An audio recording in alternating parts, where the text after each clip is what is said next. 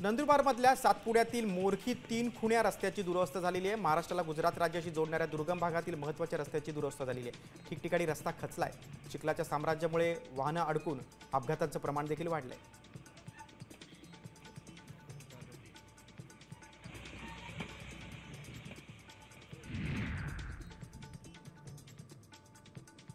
नंदुरबारमध्ये विजेच्या नवीन स्मार्ट मीटरमुळे वाढीव बिलं येत असल्यानं नागरिकांमध्ये संतापाची लाट उसळली। अनेक ग्राहकांना तर मीटरचं रीडिंग न घेता अंदाजे बिलं पाठवली जात आहेत।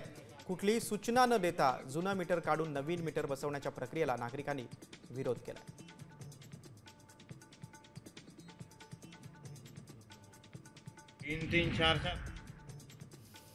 धुळ्यात लागवडीनंतर पहिल्यांदाच महिन्यामध्ये कापूस उत्पादक शेतकऱ्यांना लाल्या रोगाचा प्रादुर्भाव त्रास देतो। यामागे खराब वातावरण आहे की बियाण्यांचा दोष, याबाबत आता शेतकरी वर्गामध्ये प्रश्न विचारले जात आहेत। त्यामुळे कृषी विभागाने तातडीने पाहणी करून उपाययोजना सुचवाव्यात अशी मागणी शेतकऱ्यांनी केली।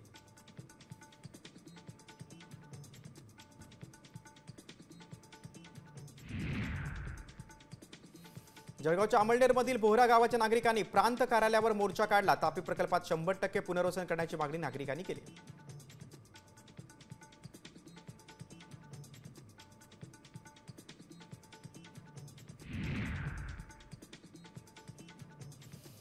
जळगावच्या बाजारात चांदीच्या दरात 15 दिवसात तब्बल 8,000 वाढ झाली। रशिया युक्रेन युद्धाच्या पार्श्वभूमीवर अमेरिकेने अनेक देशांना टेरिफ लावण्याचा इशारा दिलाय आणि त्या पार्श्वभूमीवर सोन्याच्या दरात झपाट्याने वाढ होते।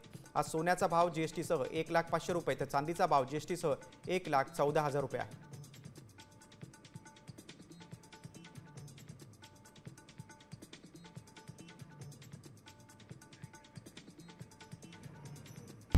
आता isakal.com आहे देशातील नंबर 1 ची मराठी न्यूज वेबसाईट। प्रत्येक अपडेटसाठी isakal.com ला नक्की भेट द्या।